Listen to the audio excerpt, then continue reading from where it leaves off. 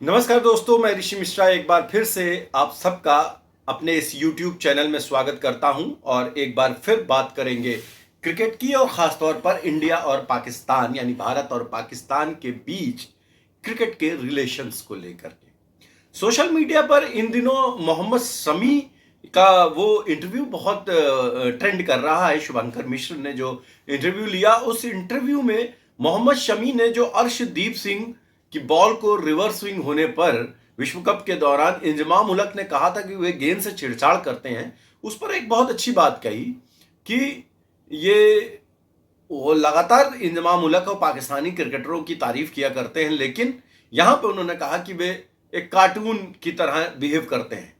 यहां बात केवल इंजमाम उलक की नहीं थी, वे अपने परिप्रेक्ष्य में भी बात कर रहे थे। जब विश्व कप वनडे विश्व कप 2023 में उनकी शानदार गेंदबाजी चल रही थी, तो पाकिस्तानी के हसन रजा और कुछ अन्य क्रिकेटरों ने कहा था कि वो गेंद से जो है उनको चिप लगी हुई गेंद मिलती है, अलग गेंद मिलती है, जिसकी वजह से इतना स्विंग होता है अलग अलग दिशा में कि कोई बल्लेबाज समझ नहीं पाता, और 50 रन पे टीमें आउट हो रही थी। शानदार गेंदबाजी कर रहे थे मोहम्मद शमी।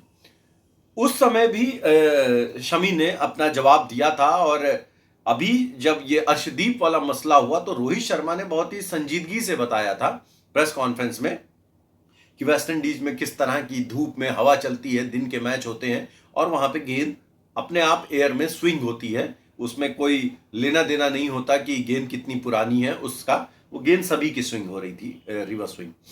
अब इस पर इंजमाम उलक का जब बात आई, उसके बाद में इंजमाम उलक ने कहा कि मुझे स्विंग करना ना सिखाएं, मुझे ये ना बताएं कि रिवर्स स्विंग क्या होती है। ये अजीब सी बात थी कि सीनियर प्लेयर, जिसको उससे एक जूनियर प्लेयर, लेकिन एक भारत की क्रिकेट टीम का विश्व चैंपियन टीम का कप्तान आपको बता रहा है कि कैसे हो रही है, तो उसको बात को लीजिए, बात को वहीं खत्म कीजिए। लेकिन इंजमाम उलक ने कुछ ऐसे जवाब दिया कि जी हमको ना सिखाएं कि रिवर्स स्विंग कैसे होती है।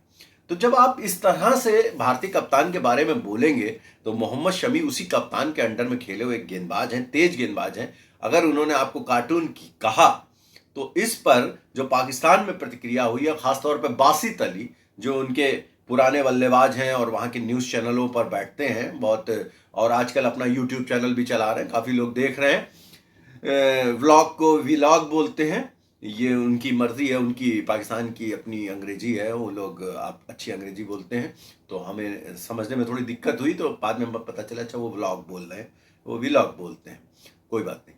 तो उसमें उन्होंने कहा कि इंजमाम उलक को कैसे उन्होंने बोल दिया कि वो कार्टून है, ये बहुत गलत बात है। अरे भाई, जब आप किसी देश पर इतने बड़े बड़े आरोप लगाकर सोचो कि आप ऐसे ही निकल जाओगे, आपको जवाब तो मिलेंगे ना। जवाबों में कई बार शब्द भी ऐसे मिले, आप किसी को गेंद खुरचने वाला बोल सकते हो, किसी एक अच्छे गेंदबाज युवा गेंदबाज को आप बेईमान बता सकते हो, आप कार्टून सुनने में आपको क्यों हर्ज है? फिर जब आप इस तरह से बोलते हो, तब भी आपको सोचना चाहिए कि आपको पलट कर जो आप दोगे वही सा ही पलट कर मिलेगा। शमी के बारे में जब आपके क्रिकेटर ऐसा बोल रहे थे, तब आपके यहाँ से चंद लोग थे, वसीम अकरम और कुछ अन्य लोग, जिन्होंने पलट कर ये बात कही। वासित अली ने ये कहा है कि मैंने खुद कहा था कि ये बात गलत है, लेकिन वहां पर जो एक नैरेटिव चलाया गया था पाकिस्तान में, बड़े बड़े चैनलों में बैठकर इस तरह की बातें, इस तरह की कॉन्स्पिरेसिव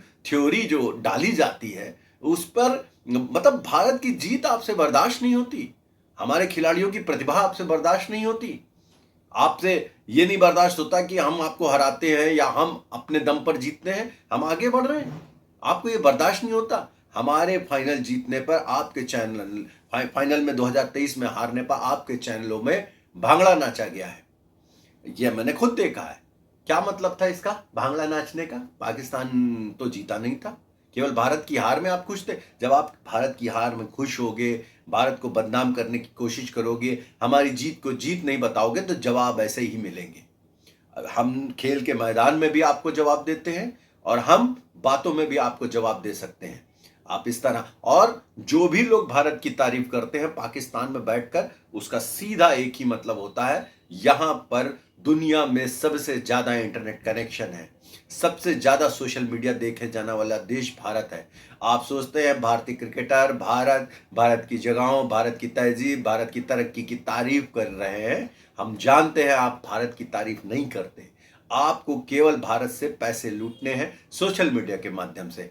आप जानते हैं कि जब यहाँ की तारीफ होगी तो भारत का आम जनमानस उसे लगेगा अरे वाह, पाकिस्तान भी हमारी तारीफ कर रहा है, तो उन वीडियो को हम लोग देखते हैं, हमारे यहाँ लोग देखते हैं।